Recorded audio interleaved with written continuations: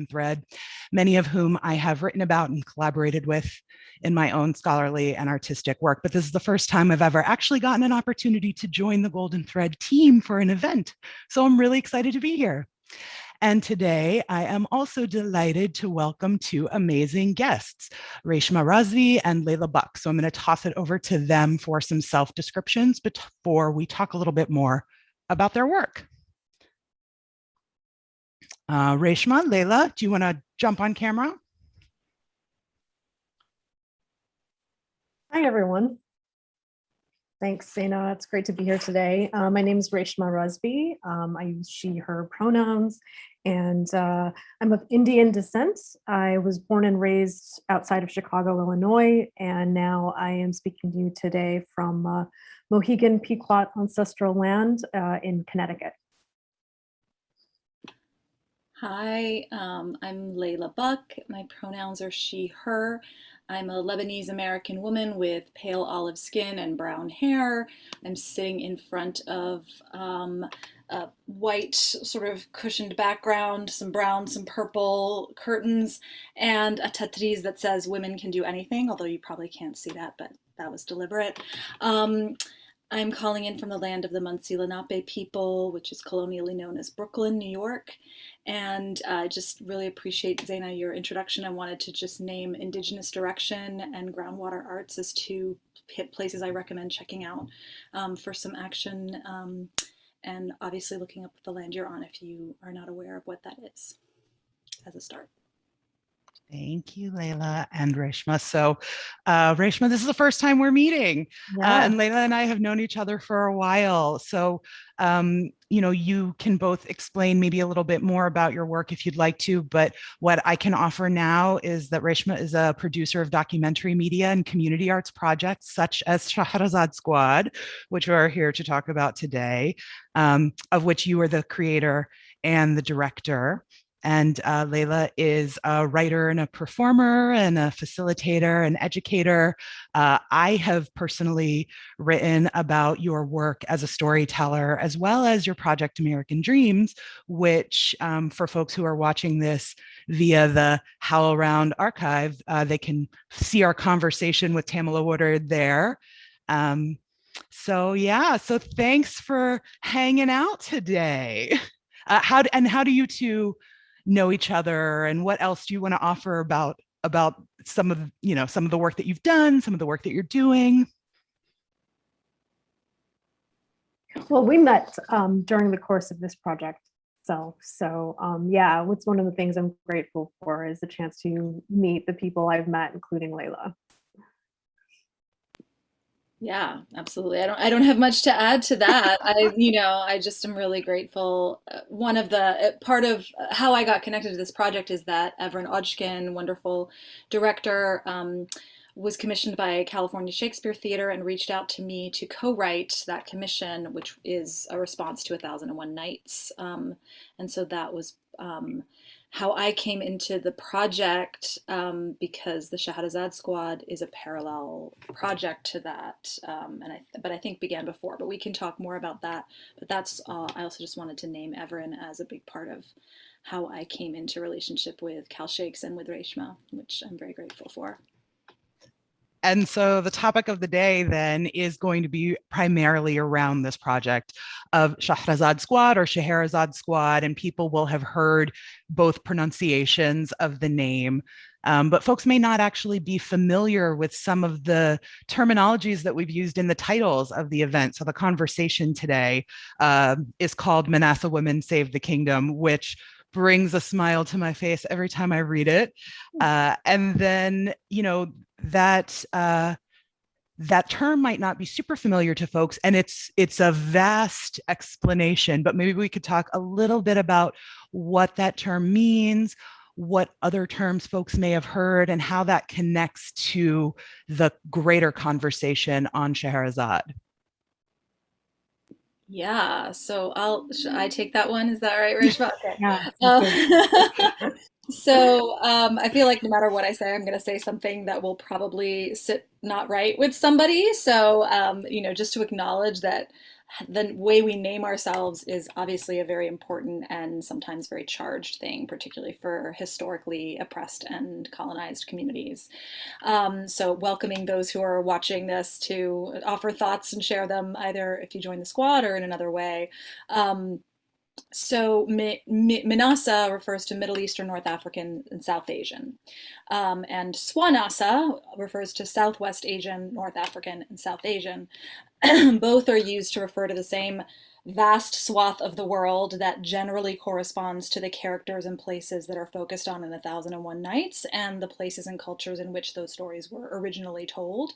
In terms of the MENA versus SWANA part of that label, because that's the one that is the most contested to my knowledge, Middle Eastern is a term that, as most of you probably know, is widely used to refer to the 22 Arab countries, including those in North Africa, as well as Turkey, Armenia, Afghanistan, and Israel-Palestine.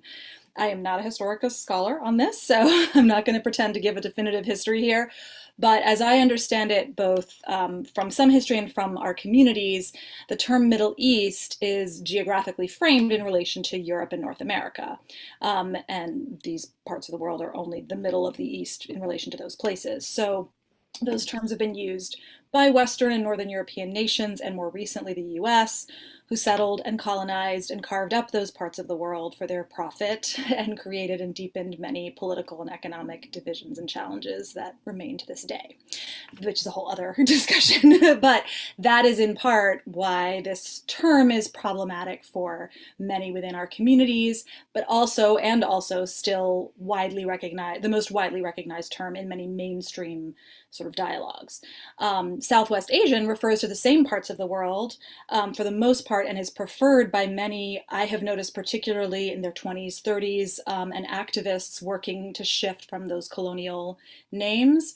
I'll just add that when we polled our Middle Eastern North African Theater Alliance, that is what it is named because we polled a bunch of theater workers from these backgrounds and asked them which term they prefer, and the narrow majority, but the majority voted for Middle Eastern.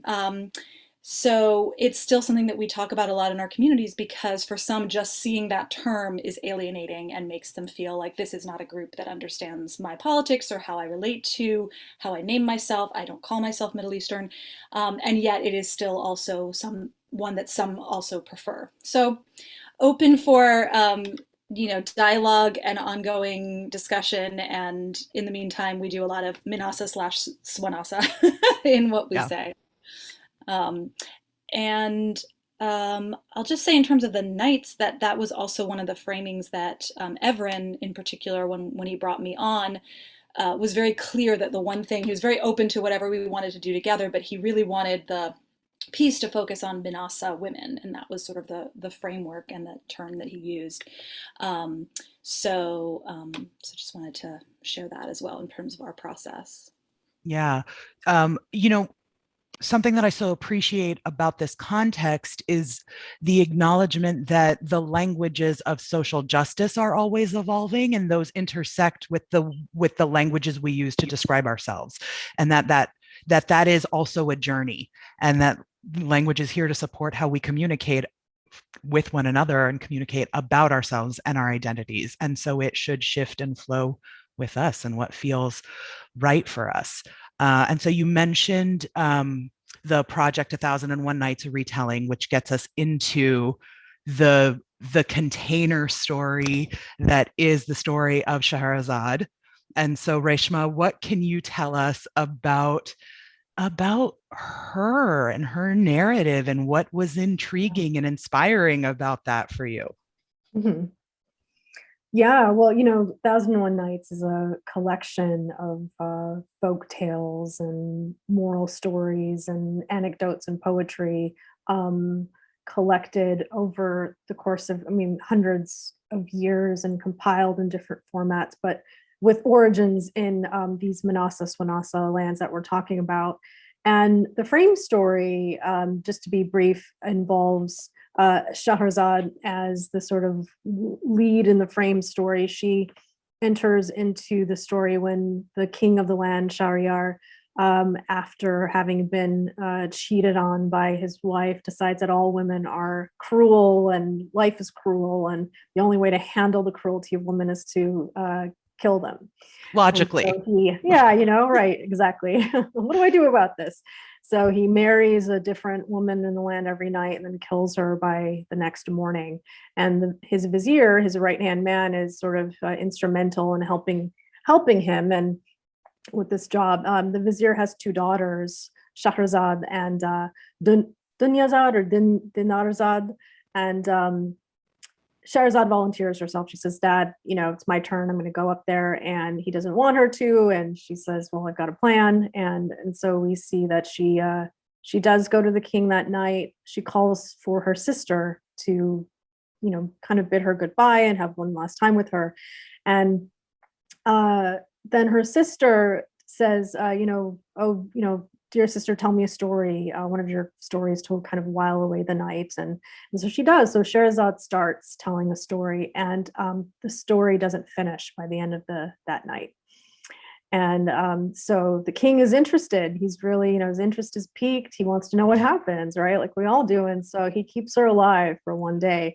And she resumes the story the next day, again, on the prompt too of her sister, who reminds her and the king about how great the story was. And so this is one night after another leads to 1001. And in the course of that time, she saves not just herself and her sister, but all of the women of the land. And she really heals the king of that kind of intense misogyny and violence. And so in many ways, she is an archetype for someone who is not, creative. She uses all of her intelligence and she's a very learned person. She uses all that to come to bear on this task. She goes about kind of resistance in a different way. She and her sister are bonded together in that process. And she's really this wonderful symbol, I thought, of all those things, her creativity, intelligence, resistance, sisterhood. And in terms of the project inspiration, when, the 1001 Nights was proposed by CalShakes as an artistic production, they were interested in doing a community-based production. And so she really, for me, kind of like with Layla, just immediately came to mind as something to kind of think about and consider. And the through line, I think, between that time and this one is, again, in the actions and lives and creativity of women and their leadership. And so for me, it became an opportunity to say, I wonder who the Shahrazads of our time are. Maybe that's a small s kind of Shahrazad, and what are some of the issues that people are resisting, fighting against, working to change. I was really interested in her and this act of healing, I think, too, that takes place. She transforms the king and the kingdom.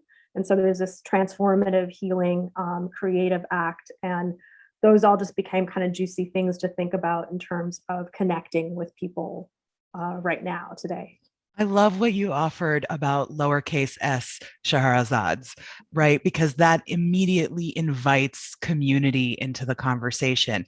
And this thing about, so she's telling these stories to save her own life, but what she also does through story is make a radical intervention into the system that is violently oppressive to all of the women in her community. And so the title of this conversation today, right, MENASA Women Save the Kingdom, supports that idea that there is a broader impact to the telling of story. And so we could talk more about that too. But if you're just joining us, this is No Summary, Golden Threads live stream series of conversations with artists that don't fit in a box. And we are in conversation with Raeshma Razvi and Leila Buck to talk about this ongoing project, Shahrazad Squad. And some of you might be watching on the Facebook Live feed. Feel free to drop us questions in that feed. They'll make their way magically over to us here in Zoom land. And for those who are watching here in the Zoom room, you are invited to drop your questions into the chat, and we will try to roll them into the conversation as we go. So speaking again of this story of 1001 Nights, it's a story that a lot of folks are familiar with, and many of the ways it has been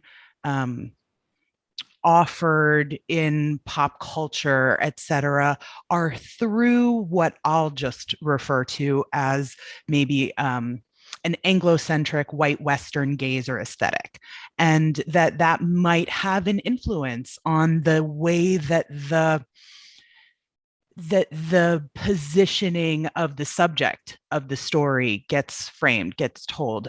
So then, Layla, you and Evren are working on this 1001 Nights, a retelling.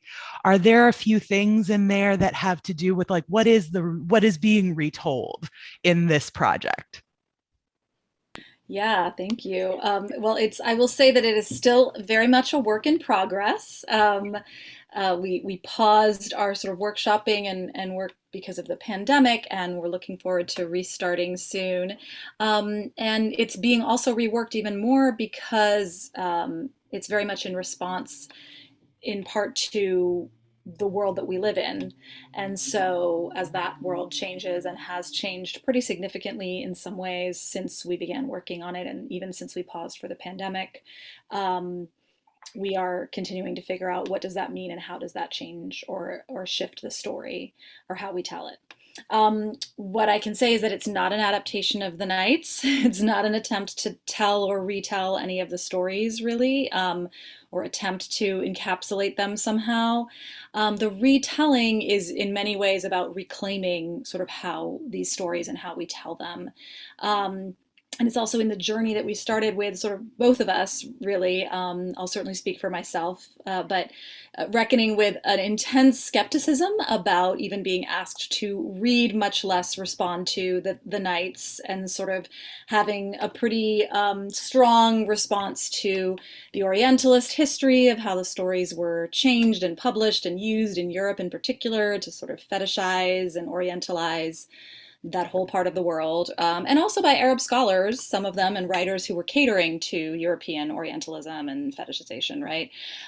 There's obviously of their time, there is a lot of racism, there's problematic representations of women in many ways. There's also the way that women, starting with Shahrazad, use various forms of wit and storytelling and sexuality and sometimes straight up force and magic to claim or reclaim power. And there's bodiness in the women that is fun and playful and empowered in many ways. And so thinking about all of that as all existing in this big and sort of jumbled in many ways and beautiful also in other ways collection, we're thinking about how we problematize binaries of gender in that process, and looking when we talk about women, what are we talking about and who are we including in these categories as we look at the stories. And I'll just also add, because we're obviously talking about Shahrazad, that when I was, my primary interest in the stories was and still is always in Shahrazad, in that story. And one of the things, because Raeshma framed it so beautifully, I'll just add, for me, the fact that she was the daughter of this vizier, and in many ways, and so was an upper, more privileged class, and in many ways might have been one of the last women killed in this, murderous spree, right? But she chose to act and insisted, against her father's wishes in many ways, to put her body on the line because she believed she could actually stop bloodshed with stories. And I think that is such a powerful and such a powerful metaphor and idea for so many of us in these times. Sort of when do we choose to put our bodies on the line, and how are stories a part of that? And how do we bring our sisters with us, and how are we sisters to each other in that process? So we're exploring in the play in a collaboration with an amazing group of women, female-identified Swanasa, MENASA actors, the stories of women who find themselves in an oppressive present-day context, present day or not far from it, and turn in many ways to the Nights, but also more broadly to stories and to the power of our collective imagination to free themselves and each other, and ultimately, hopefully, in some way to shift the world. Yeah. Little things. Yeah, no big deal. Just on a random night of the week. So many things. As you were speaking, there's a question I ask a lot when it comes to how to approach a project or why a particular project at a particular time, and that is why and for whom. And it feels very much like this collaboration is about, well, for this community. And by this community, I mean MENASA and SWANASA, femme, women, female identified folks. And you mentioned the power of story. Raeshma, what can you tell us about the power of story in this project within the sort of infrastructure of this thing you've created? You mentioned CalShakes wanted something that was community-based, and this is a highly interactive experience. And so there's a website, there's an app, there's some other things going on that help facilitate an experience of community for the squad members. So what can you tell us about what is special about that? Sure.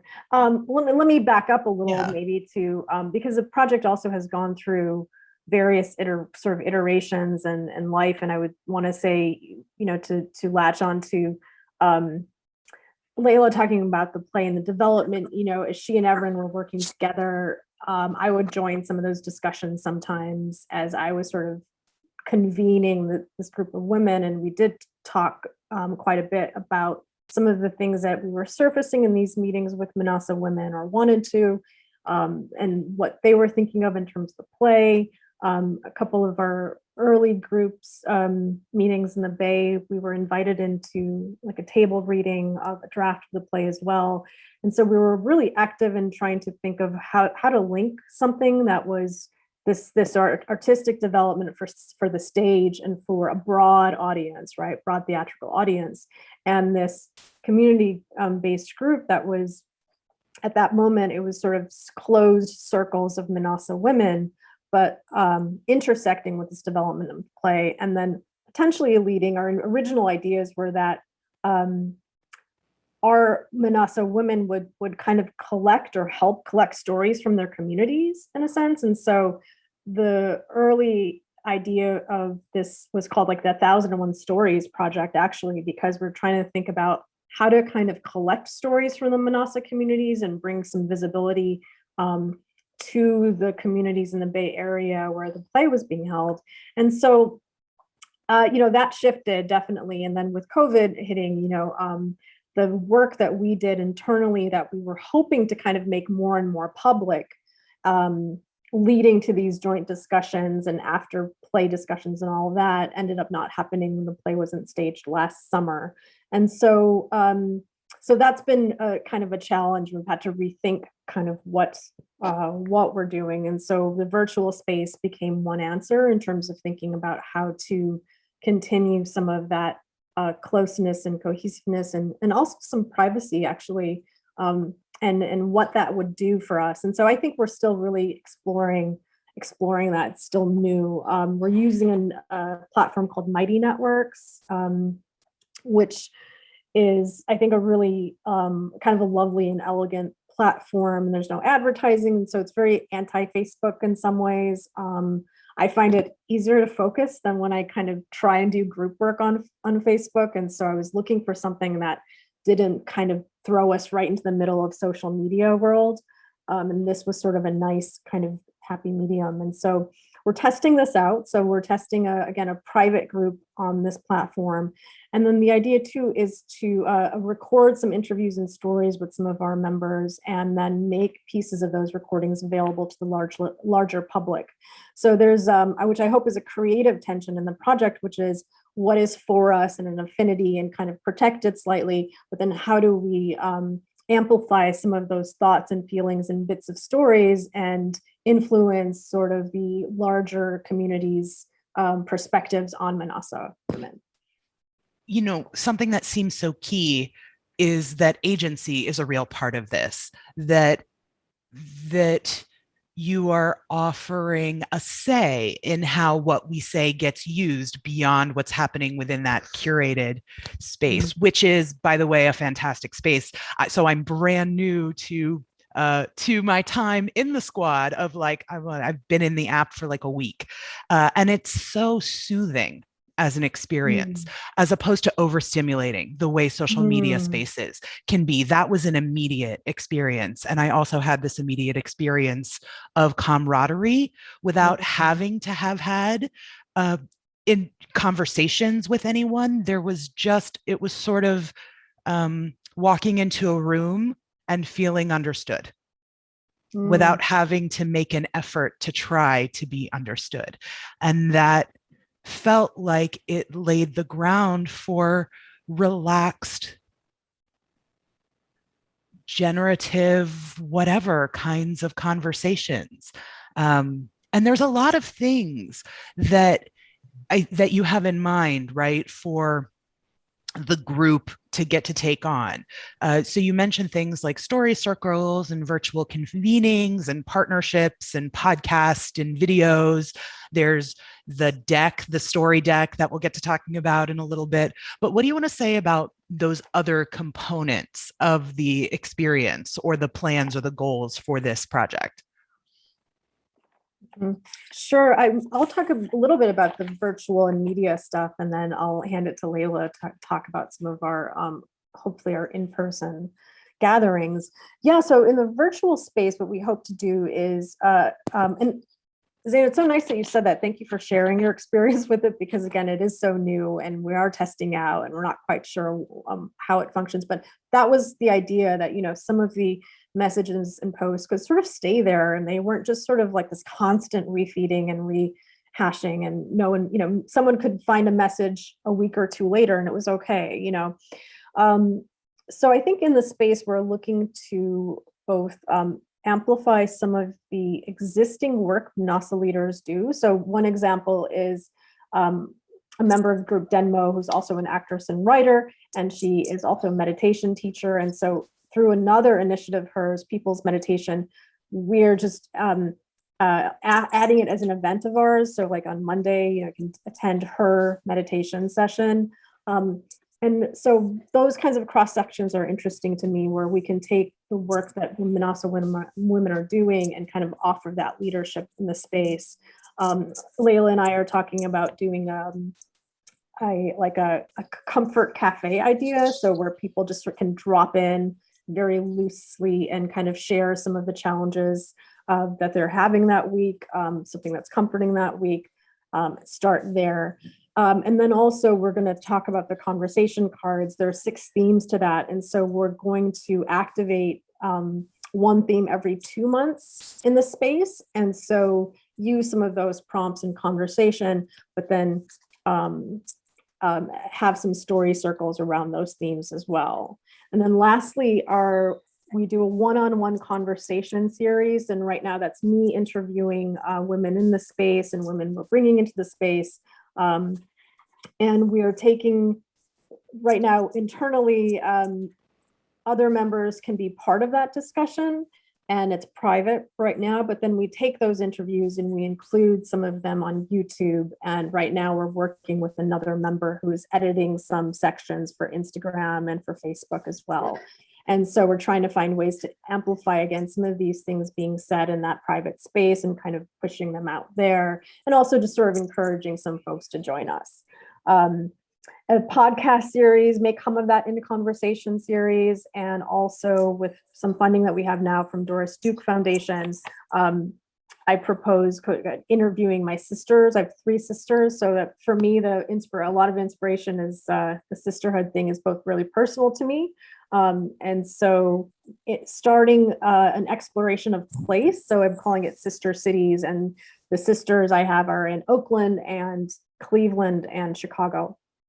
And so we'll start off an examination of sort of MENASA women's life in those places, sort of through my relationship to a particular sister, and kind of broaden it out from there. So we're just starting to lay the groundwork for that. So I'm excited. And then our in-person community events, I'll have Layla can talk about those. Sure. Yeah, I will say one of the things I'm most excited about is that I've always loved working with Reshma, and every time we would connect, as she mentioned, when she would visit rehearsal or some of the spot reading or as we were workshopping, and just always loved the way that she approaches community engagement work. And so I was excited when the proposal came to maybe work more officially together. And so I'm now serving as, what did we say my title was? Something like creative and community engagement partner or something like that. So Yeah. that just to help, because I'm lucky that over the years I do a lot of sort of theater in particular and art in general and sort of community engaged spaces. So I have some connections with some wonderful people and organizations. So when Reshma mentioned, being interested in Cleveland, for example, where one of her sisters is, I have a relationship with Cleveland Public Theater, which is a wonderful theater there that many of you know, which had produced a play of mine back in 2018 and does a lot of work with communities in the Cleveland area that is not typical of a lot of theater companies, I will say, in the way they work with community. They have a homeless theater company whose show I saw. They have a Teatro Público, Spanish-speaking company, Masrah al-Arabi, an Arabic language theater company. And they do just a lot of really genuine engagement at the intersection of theater making and art making community. So, and Reshma, when she saw their season, was interested in the theme of evolve, which is one of their themes this season. So we reached out to Raymond Bobgan, who's the artistic director there, and we're beginning a dialogue with India Nicole Burton, who is also a very, very multi-talented person on their team there, multiple roles, and also an actor, a director, educator. She was in the production that we did, American Dreams, there and online. And we're hoping to connect with her around the work that we're doing with the squad and how it might intersect with some of the work that she's been doing with a play they're producing in this season called Panther Women, which is focusing on which is based on stories from women in the Black Panthers and the movement around that. And so one of the themes for the launch of the squad is justice, right, which is inspired by um, some of the cards and some of the themes in the nights. And so we're interested in just looking at how our personal stories connect with stories of justice, movements for justice, both within our communities and across our communities. And also within this particular connection, looking with our community at sort of some of the ways that race plays out in our communities and how that connects to movements, the internalization of anti-Blackness, of racism, histories of those things, how do those connect, and how do we also, and the many histories of social movements between our communities as well. So so that's one example. And Reshma, did you want me to talk about any others, or?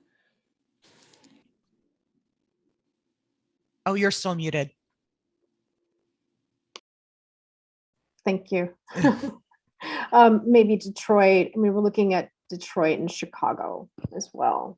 Yeah. So Detroit and Dearborn, my connections there are largely through the Arab American Museum and the conferences and convenings they've done over the years for artists, the Rawi and Diwan conferences in particular.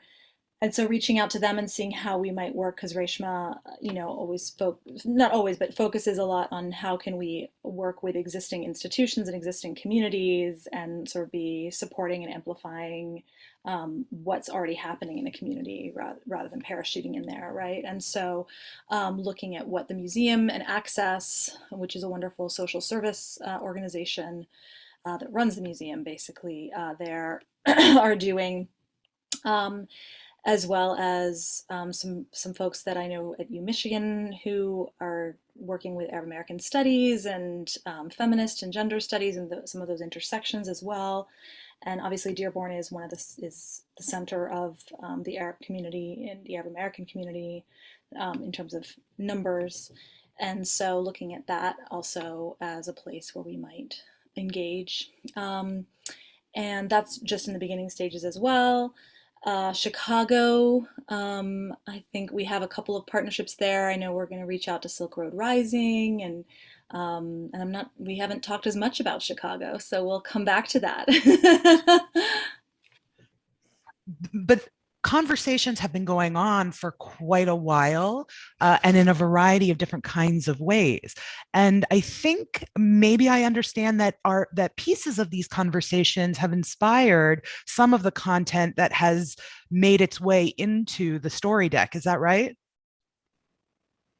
Yes, I would say that some of the Bay Area conversations have. Yeah.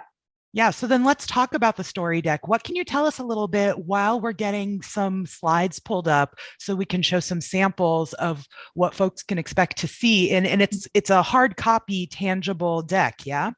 It's at the printers right now. Amazing. So, yeah, tell us about it while we get the images pulled up. Sure. Yeah, Zeina, when you asked about, wrote earlier about that, I was trying to remember the origin of it, and I can't exactly, but it kind of stems from that sort of private space versus public. And for me as a especially as like a documentary filmmaker,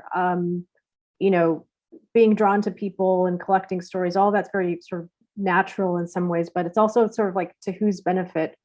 And with this project in particular, I was really wanting to be very careful about kind of I don't know, kind of protecting the space in which the stories were told, and that there was this benefit to the people hearing the stories that didn't need to be witnessed by anyone to be valid, right? But at the same time, as someone who's working as an artist and with an artistic crew, I really do want us to get to some kind of like outcome or artistic outcome. So I think the cards came up for me as an idea of creating, basically having prompts influenced by 1001 Nights, the stories themselves and some of the dilemmas in the stories, as well as some of the things the squad was discussing, and that those prompts would then be used in other various communities to start up conversations, get to know each other, have a sense of how these themes play out in other people's lives and communities.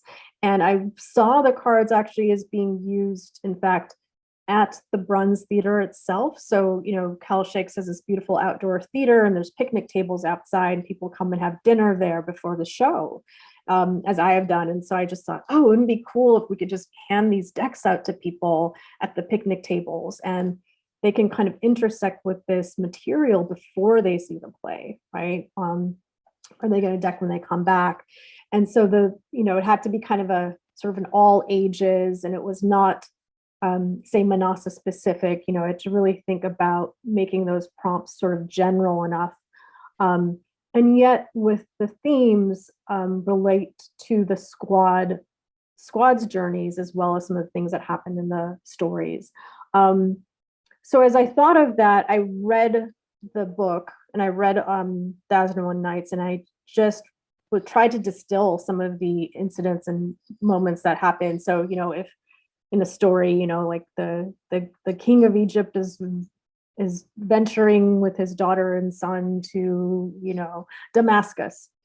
And that might prompt a question about, like, have you ever been on a journey with your family that you enjoyed? What was it? So really just trying to take something like those really specific moments and broaden them out so that it could be answered by a range of people. And that in the answering and in the sharing of those things, we would get to know the people around us a little bit more and have an appreciation for the kinds of journeys and the types of cultures that we have.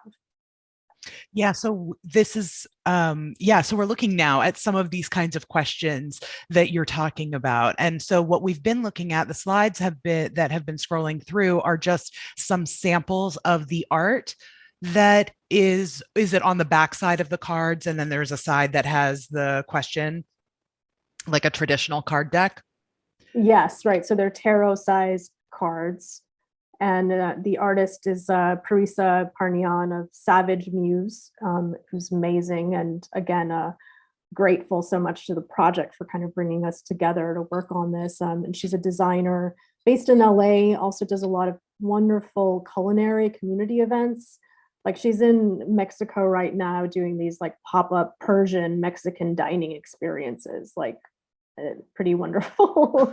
So, like, sign me up. Yeah, right. Exactly. So we, in some of these, I don't know if you want to go into look at some of the art in particular, since we were just talking about justice, for example. Yeah, that'd be great. This one in the middle, which is one of my favorites. That's one of my favorites too. Yeah, I know, right? I just like want that poster. So I'm planning on like figuring that out for myself, because this feels like who I wish I was. Yes.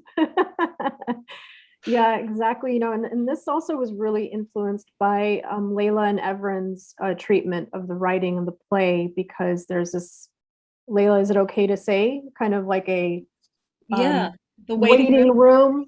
Yeah, the sort of bureaucratic waiting room space, right? And you're kind of waiting for this thing to happen, or your status, and you've got to do something else. And so I just love that Parisa just really kind of got that in one frame. And the story, there is an element in one of the stories in which a woman pulls the pins out of her hair and it turns into a sword, and she's able to like battle a lion or something with it. And so there were a few images I threw out there to Parisa, and then it's like, what about this, or what about this, or what about this? And then she just would kind of put them together in some sort of treatment. And so in the justice one, I just love that it's this combination of the world that Layla and Evren are creating.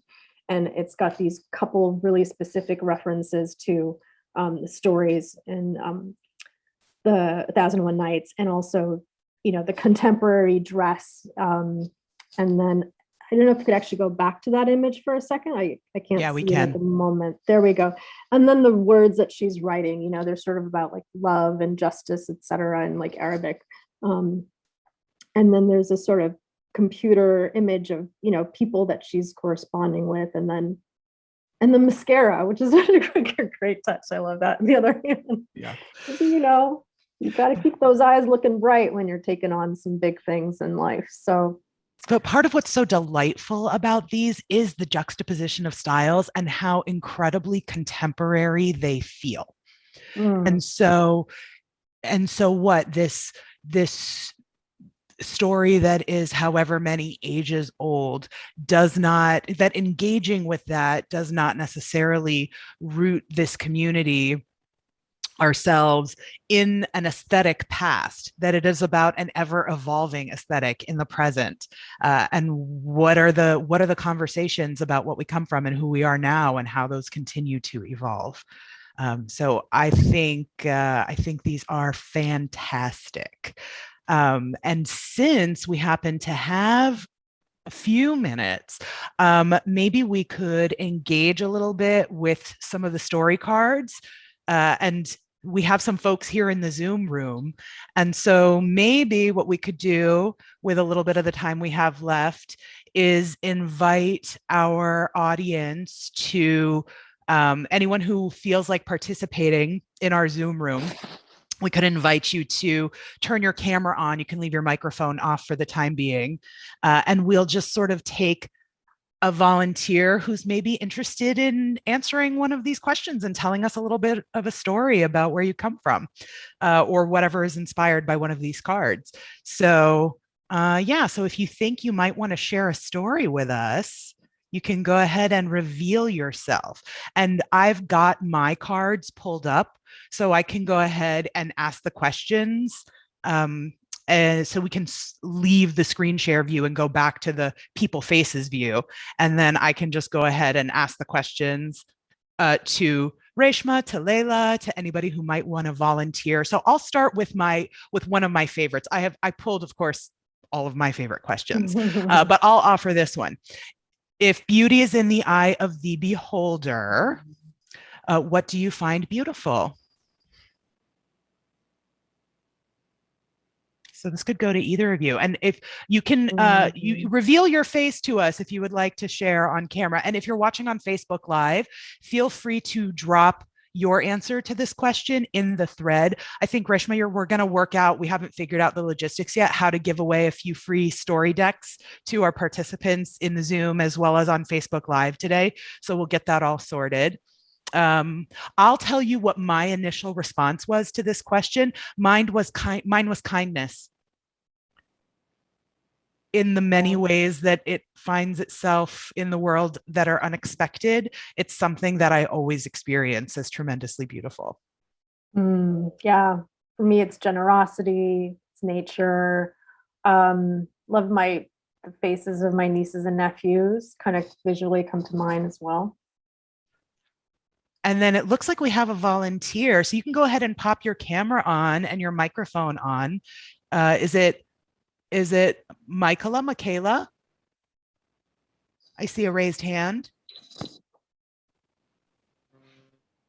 Hi, it's not letting me turn on the camera. Oh, that's okay. We might have to do it for you, but there you are. We there can we see go. you. Hi, I'm Michaela Mickey Goldhaber, and I'm glad to be here.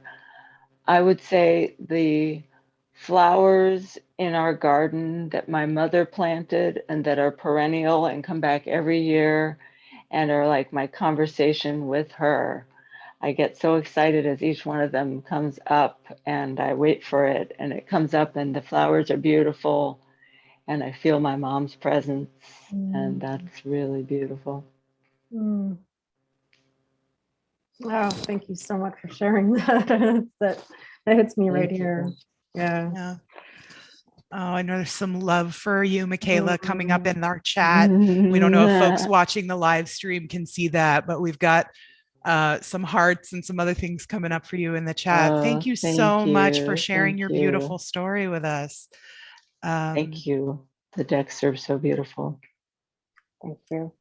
And so I'll go ahead and offer another question into the space, and let's pick something. Okay, we'll pick something that has another vibe to it. Has your curiosity ever gotten you into trouble? Tell the story. And my response to that was, I am certain that it has, and maybe so many times I couldn't quite come up with one example of it, but I'm a naturally curious person. And I have been in my fair share of trouble. So we'll say that. My brief answer is it's got taking pictures in Egypt. You know how you can get kind of harassed around like government buildings or just, like bridges. And you're like, oh, I didn't know this was a sensitive security zone or something. So I've gotten into a few almost close calls with that. Then we have a hand. Gina, do you want to offer us your version, your story answer? Hi, sure. I was not planning to share today. I'm having a slow Friday, but this question piqued my curiosity. I mean, it's a great question, and I have this story that's it's like my as far as my life, my dirty little secret from when I was just out of college. I was a aspiring filmmaker, and had myself a cute little one of those mini 8 cameras where you can just carry it in your purse or your pocket. And I was at a concert at a conference in Texas, in San Antonio, Texas, with one of my early colleagues at a film organization that I worked in San Francisco called Cine Acción. And we went to a concert where one of, just a tremendous talent was playing in a small bar, and we were, just feet from this accordion player. And I could not keep of course it said no photography. This was a very famous old accordion player in a Tex-Mex style, which I love. And I just couldn't keep my camcorder in my pocket. I was hiding it in my jacket to record this gentleman who was just on fire on his accordion, and I got caught. And we got asked to leave the bar. I managed to escape with my camera, but not the tape. Oh. Gina. Thank you for sharing. I hope I win something, Naughty. but I would love to see and hold and experience the cards. But Well, you're sorry. going to Thank get you for to. indulging my story. Yeah, No. absolutely. Thank you for sharing your story. Thank you so much, Gina The and deck of Michaela. cards can be your new tape that's come back to you in the form of this deck of cards, Gina. So Oh, that's so great. Yeah. And Gina and Michaela, be sure to hang at the end of our conversation today and we'll get your contact info so we can make sure to get you a deck. We just have a couple of minutes left before we have to wrap it up. Time always flies in the no summaries. So I'll just offer two big sort of last points, and then you can take whichever piece you'd like to respond to, Laila and Raeshma. Something that strikes me about this entire experience of Shahrazad Squad is the power of the generative affinity space. And then an additional piece, which is the radical power of sharing stories as a form of self-advocacy. So these are two of my immediate experiences with this work. What of that strikes you in a way that you would like to talk about with the 2 minutes we have left? Leila, do you want to go?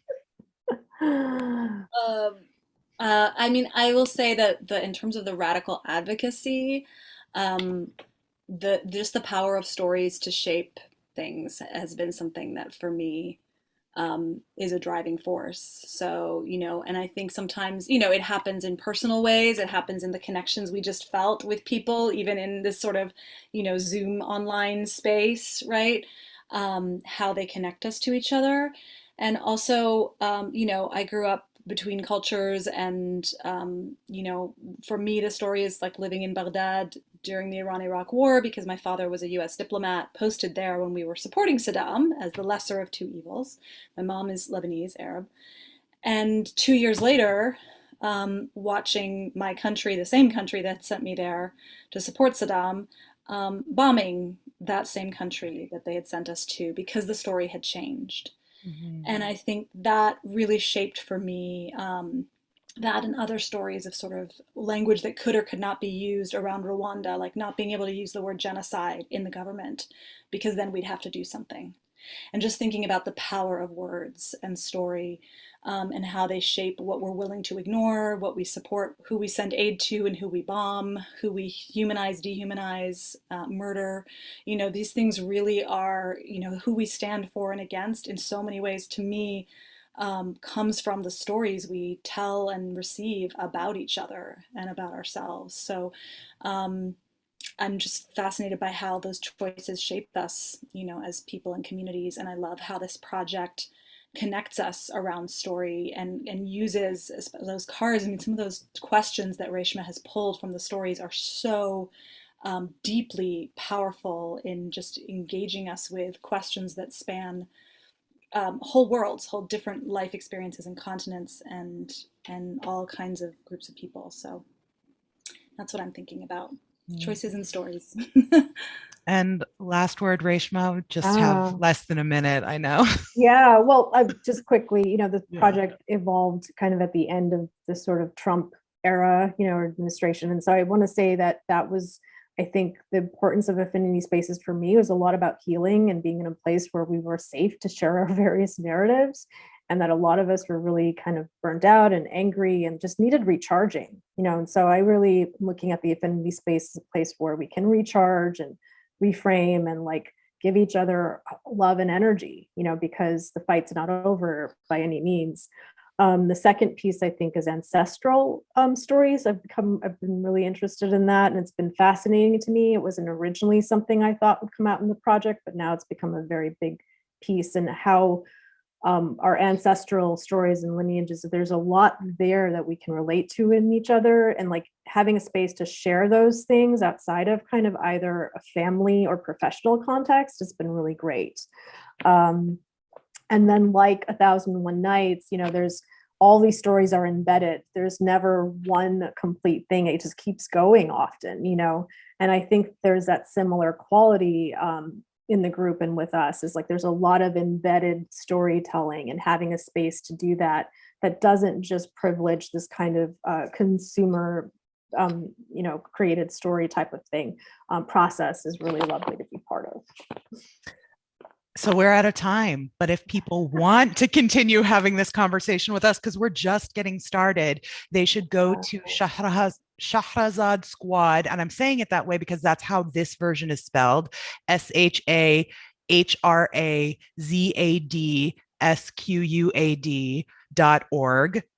Yeah, that's all the time we have for today, but so many thanks to our guests, and please stay connected with Golden Thread by signing up for their weekly emails and following them on Facebook. You can find out more information at goldenthread.org. We of course want to thank HowlRound for live streaming this event and remind you that a recording of this session will be available on HowlRound and Golden Thread's websites. So many thanks to our live stream technician, Wendy Reyes, and Chris Steele for managing the live stream on Golden Thread's Facebook page.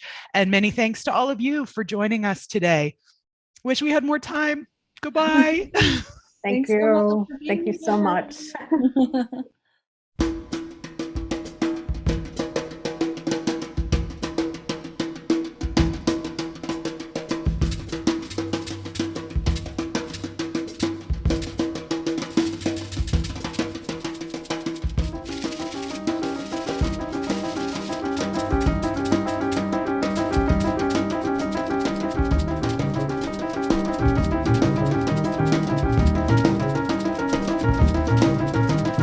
La